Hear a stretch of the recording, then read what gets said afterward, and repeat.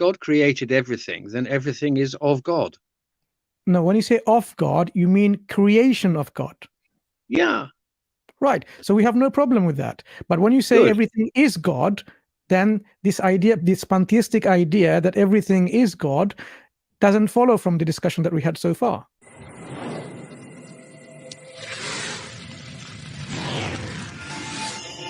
I've grown up and been educated in a Christian country. So, like all children, you imbibe and emulate what you're given.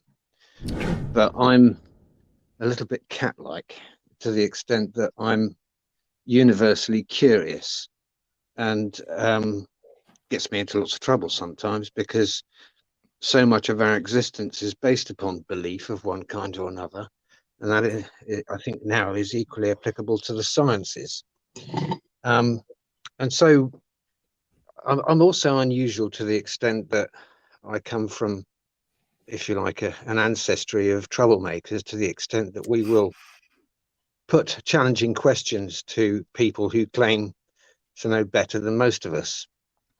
So it's kind of a potentially dangerous combination. So I decided, when I first encountered followers, especially reverts, and I don't mean to disrespect anybody, but I find a lot of people who convert to Islam to be quite easily triggered when the potential fallibility of the creed is raised, and I find that is kind of dangerous for the times that we're entering into, because from my perspective, the potential curses that we face are anybody that believes that their particular given ideology or dogma must be universally accepted as a singular truth. When you've talked about metaphysics, because we've got, across the spectrum of our existence today, so many facets that are controversial, questionable. Would you agree? Yeah, definitely. So, David, may I ask you, do you believe in God? Without a doubt. Okay. And which God do you believe in? Well, there's only one. Well, that's not what I heard. Yeah, I know that you believe that maybe Allah is the best of all creators, but ultimately there can only be one. There are people who've been claiming different gods from time immemorial, so that's the reason I ask you. Okay, what is the name of it? If you believe in God, what is his name? Well, perhaps the reason for that would be that each culture, anthropologically, or, develops their own ideas of deities based upon their time and their location. Would you accept that? Yeah, I think it can be from most probably is from what your parents or your forefathers believed in, and they would carry on in that particular tradition or that belief. So if you believe in God, how would you address your God? Like, does he have a name? No, I can't give him a name or even say that there is a single book that describes his doctrine, because if I do that and somebody comes up with a different version, I'll end up in a situation of conflict.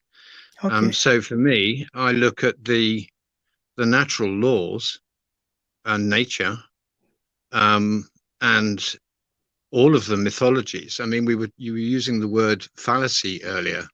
Mm-hmm. And it's an interesting word, because it has many meanings. It's what did I make? I made a note actually as to the various sort of interpretations of it. Okay.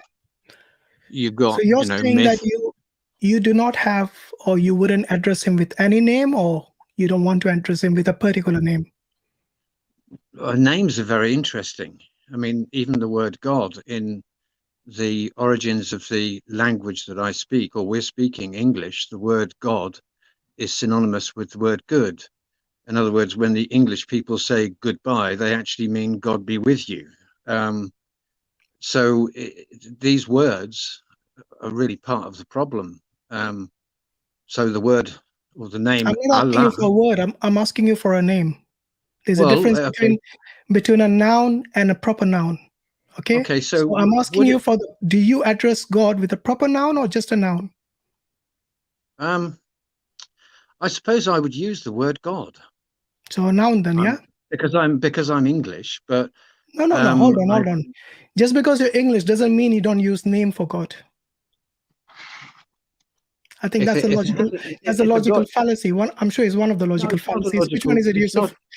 It's not a logical fallacy when you come from the Well, you said perspective I'm Englishman, so I don't use name. I mean, that's the if there is one God, if there is one God, then to different peoples of different languages of different places, it's likely they'll have different names for the God. No, but look, do you believe in a revelation, by the way? Do you believe God communicates? Without a doubt. Okay, and how would God communicate with you? Divine inspiration, praying. And how do you know that inspiration is divine? Do you know what dowsing is? Explain to me in this context. Okay, so in the traditions of these islands, when people wanted to find water, and you may have heard of this before, they would use a twig of hazel or copper rods more recently, and simply walk across a landscape and wait for a reaction from that. And sure enough, they find water. Now, there's another word for that. It's called divining. And it operates purely on the basis of the faith of the individual, having a belief that they can do it and open the idea to they can pick up those signals. And some of the stories that I've acquired in my little journey as people doing this have been spectacular. It's really extraordinary. But no modern science can really describe how it is as a creature that we do it. Equally, how does that answer my question, David? I don't want you to explain to me the etymology of words every time I ask you a question. Can you please tell me? Hashim, I think we can simplify our approach. David, what is your concept of God? What are the essential attributes or characteristics or properties of this divine being God, who you call the creator? What are the essential attributes? First of all, omnipotent, more powerful than any creed or belief or structure of man. Okay. Utterly, omnipotent to the extent that capable of literally wiping out all of existence and recreating it, and constantly recreating it. And we as a species are unique amongst the animal kingdom to the extent that we have this capacity to dream, to have ideas. In fact, even the word idea. So that's one attribute, omnipotence, being all powerful. Any others?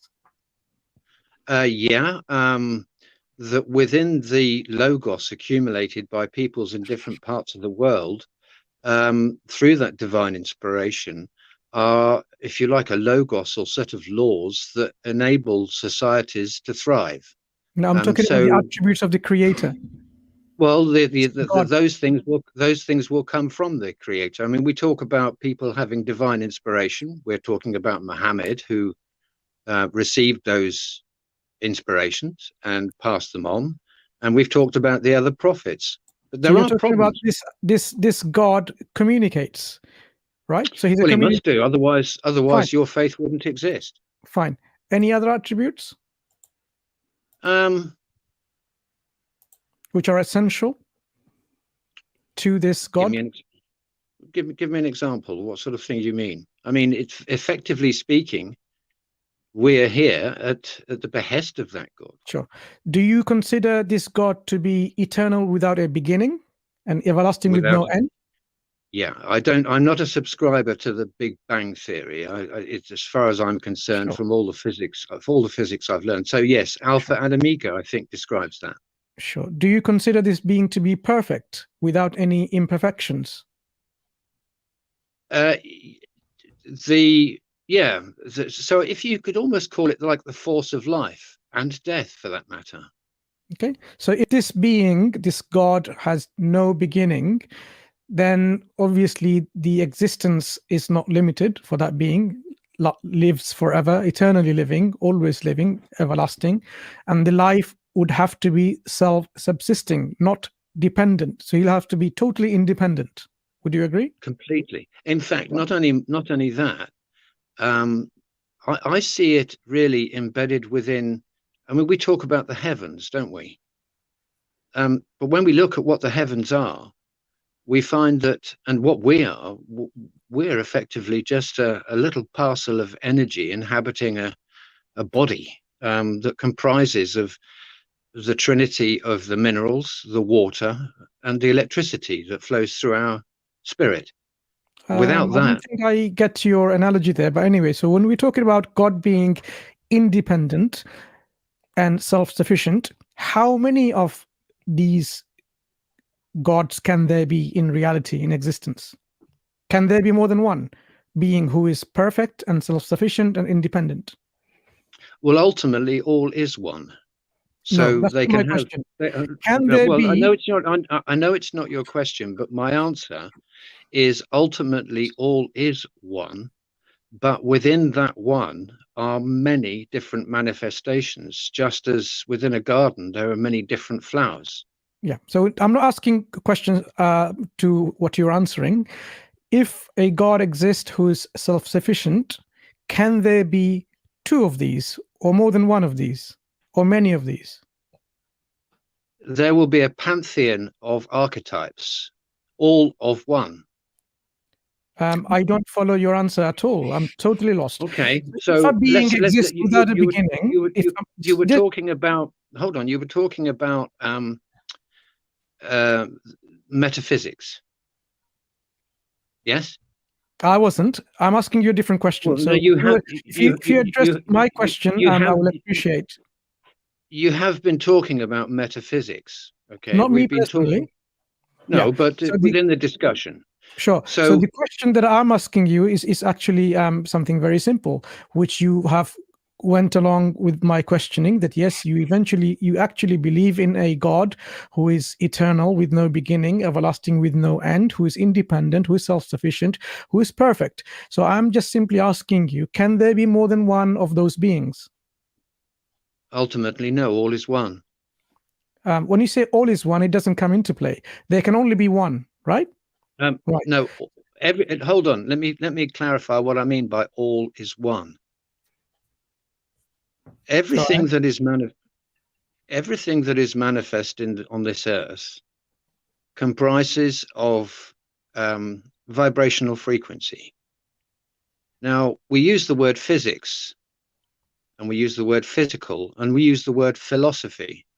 And the phonetic at the beginning of those words is there for a very good etymological reason, because it relates to something called the golden ratio, which I know that you know of, which is the proportion of all physical manifestation, and in fact, all manifestation within the polarity of energetic influences, hot, cold, light, dark. All of these things are if you like, a dualism within which life and all the things that we see exist as frequency.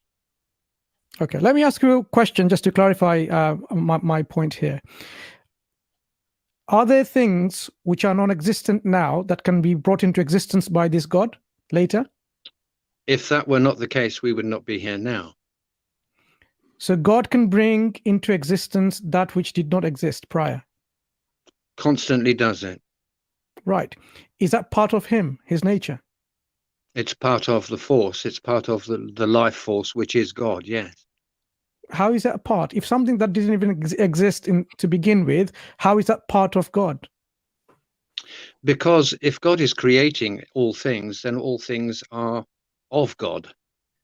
No, God. This is God's earth, is it not? I think essentially the confusion here is you think whatever God brings into existence, whatever God creates, you're equating this with being the nature of God himself, part of God himself.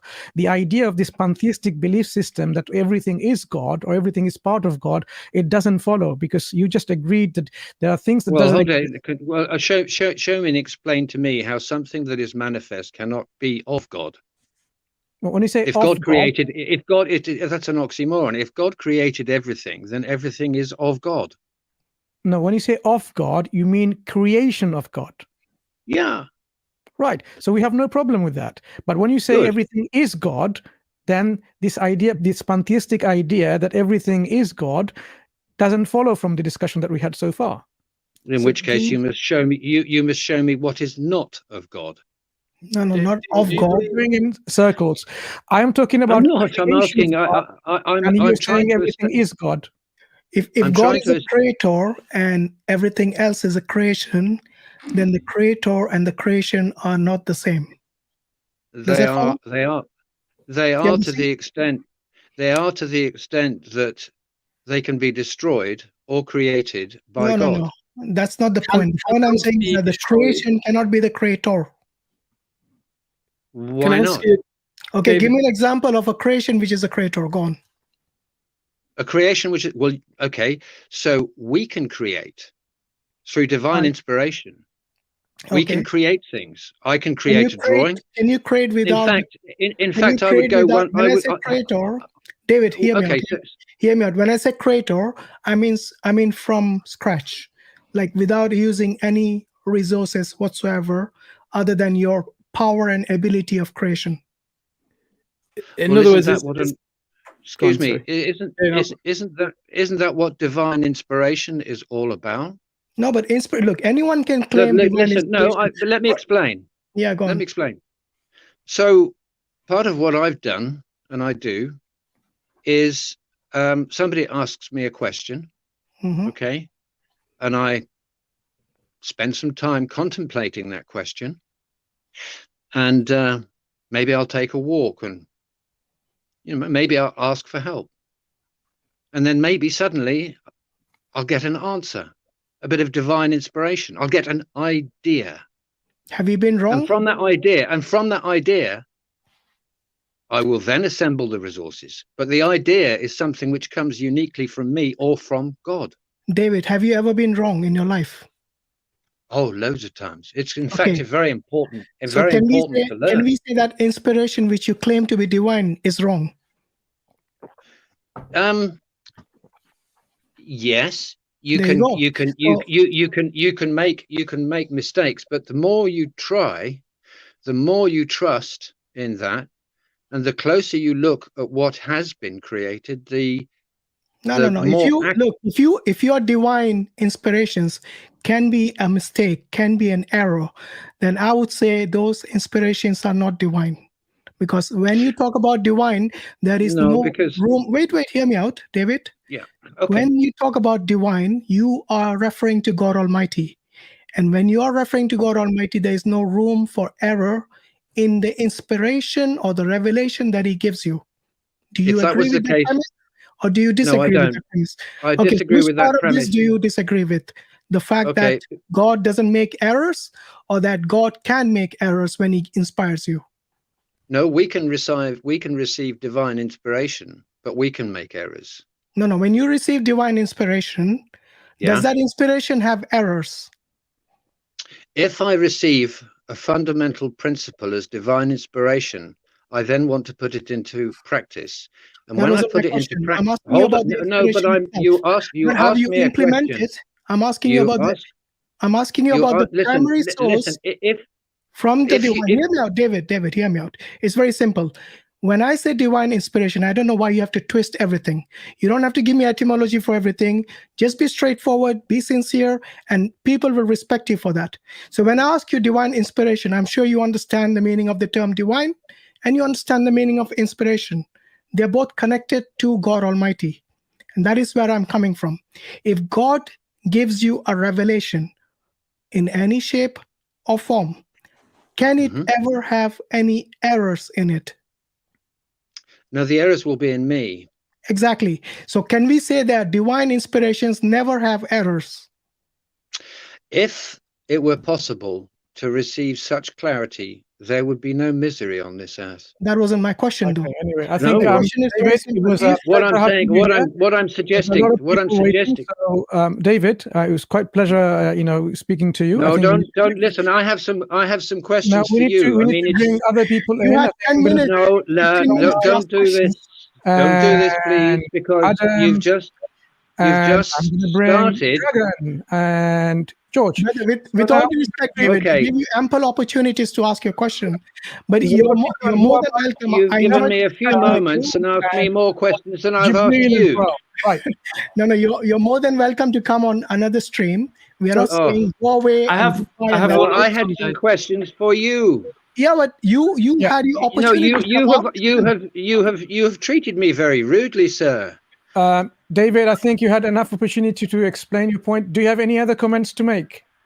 Well, I had questions for you. Since you're telling me that your book is the perfect book, you were talking earlier this evening about fallacies. Yes. And the fallacies, as far as my interpretation are concerned, could be myths or misconceptions or errors. Would you mind just asking your question on the on our belief then, and we can move on to other guests who are waiting? Okay, well, for your book to be perfect, it should contain no errors or things which okay, so you make reference to Moses and Solomon. Yeah. From the research I have done, I can find no archaeological, no written in stone or inscribed evidence that either of those characters or David ever actually existed. Sure, got your question, and we'll now answer your question. Okay, Brother Yusuf, would you like to answer that? And then I can get Hashim and then myself answering it. Sorry, just repeat the question. The question is, the Quran claim, we believe the Quran is free from errors. Now, the gentleman David here has done enough research to find out that there are no archaeological evidence for a person or a prophet called Moses or Solomon. So why would that, the lack of evidence doesn't mean that it didn't exist? Yeah. Like, for example, like I could hide something and you may never find it. You may never find any evidence of its existence, but that doesn't mean that it's not there just simply because you can't find the evidence of it. So that wouldn't be anything to do with like a contradiction. That's just you've not found something. Yeah. Which is a separate thing. Well, no, I'm talking about whether something is fallacious. It would be a myth. No, but it doesn't really fall into myth here. Here is lack of evidence. For example, in the Quran, there's a city, is it Iram, Mansur, if I remember correctly? Yeah. So for many centuries, you know, the historians and the critics of Quran, they said that, the Quran mentions this particular city, but no historian has ever found it. There's no record of it in any archaeological digs or anything like that. And then after many years, they found this city called Iram. So that's how we proved. So what you're saying is that unless you have knowledge of the future, and you say there's never ever going to be found any archaeological evidence for Solomon or Moses. Yes, and by the way, this relates to Christians. This relates to lots of English people like you who believe in Christianity, and lots of Jewish people as well, because they believe in Solomon and David and Moses and so on as well. So in future, unless you have good knowledge of the future and everything in the future, that there's never ever going to be any evidence of this, you cannot make an axiomatic claim or any claim here that they never existed. Just because there's no evidence, lack of evidence does not mean lack of existence in this case. Okay, I hope this answers your question. Thank you for joining our show. May I respond to that? Go ahead. Can you be brief, please? Yeah, go ahead. I'll be as brief as I can, but seriously, I did wait over 2 hours to come and join you, gents, and I've waited previously as well. So, well, you know why you waited, David. Come on, let's be fair. At the very starting, yes, no, it's not all. Yeah, it's not all yours. Yeah? Don't try to pin it on us.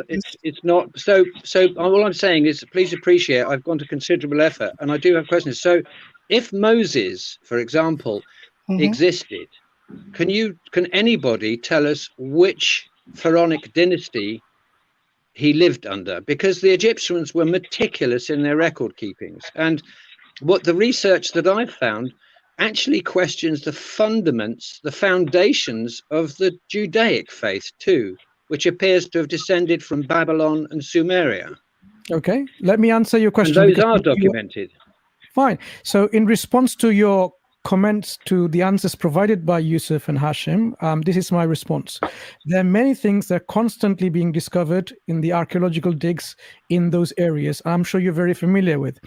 Names that were never existent before in the archaeological record are now coming through. So just because things are discovered late, it doesn't mean they did not happen. And your whole presupposition that the Egyptians wrote everything, no, they did not. We know from Egyptian records that they would not write their losses, only their victories. I mean, this is the things of how the whole idea came. The victors write the history. They don't write their losses they suffered under a particular ruler and so on. So the whole idea that, we don't have yet evidence for certain historical persons here and there, it means they didn't exist, is a very weak argument, because over time... In which case... I haven't finished my point, though. I have not finished my point. I'm just saying, sure. Over time, as we have demonstrated from history again and again, things that were thought that were historically non-existent have been overthrown by the discovery of many things which became part of our historical record. So your whole approach is one of that, we don't have enough evidence or any evidence yet, it means it doesn't exist, is a very weak one. It turns out that as time progresses with more, technological advancements and tools, we discover these things. So, the example from the Quran is a very interesting one, which you should go and research, about the city of Iram. It was non-existent in the archaeological record. Of the discovery in the city of Ebla, in around Syria, I've gone to this place myself just to see where this archaeological site was. When we found those tablets mentioning this city, Ad and Thamud and Iram, then it became part of our historical reality, historical data. And this is only very recently. We are talking about, a few decades ago. Long before this, there were gentlemen like yourself. They made this criticism. This city didn't exist at all whatsoever because there is no historical record. Now, one of the benefits that we've had of the archaeological searches and the discoveries that have been made is that the errors, the compounded errors which make the Christian Bible and the Judaic, the Torah, and even the Talmud appear to have been crafted in order to maintain a particular creed or idea. And the result is that we have this trinity of religions on this earth today that are all in conflict with each other. And even the word religion, I mean, it's two words. Re means do something again, and legion means create army. And isn't that what we see? And I know that each of these etymology for a word to make a point. Please let me finish. The etymological fallacy here. So it's not an etymological fallacy to the extent that these are the roots of the language that we use. And the word religion is re, which means to repeat or do again, and legion, which is army. So what I'm concerned about more than anything else is that when we are given these histories of these various religions, that we should be able to test their veracity. And if such a historic event has occurred with Joseph, with Moses, with David, with Solomon, and even going back to the meaning of the name of Abraham. Okay, so I have to stop. We find a different. I don't want to names of narrative individuals and give us the etymologies. You haven't heard the etymologies, not the etymologies, the meanings of them. I'm sorry, you didn't pay attention to what I've just said. If you have paid attention, then you've realized that you are not in a very good position of argumentation here. You just need to wait and see. You just need to wait and relax if you can't do the research yourself while the research is being unearthed, and you will see how history is being changed every single day. We are coming to know information. And it's through those revelations that have driven me to come here and talk to you about your book. Arguing about these persons in the revelation or the books of religion that you're alluding to, about Moses and about Abraham, about David, and so on and so forth. Now we are coming to the understanding that these were historical persons and historical reality. Well, you believe that they're historical persons. I'm going to put forward a challenge. in your research, I'm going to put forward a challenge to you. Quran makes a claim that all of this information comes from the divine knowledge and the divine wisdom. Yes, I know. And hear me out. If you consider that this Quran is not from God, produce a book like it. So, happy days for you to consider this challenge, because if you can falsify the Quran, then, all is done with. So if you can, one of the rules that you applied, you cannot bring anything like the Quran, any chapters like the Quran, then the information that the Quran provides, it stands out to be from God. That is what we are arguing. Well, I know you believe that, my friend. I know you believe that. Now, moving to our next guest. Thank you, and hopefully we'll see you in our other streams.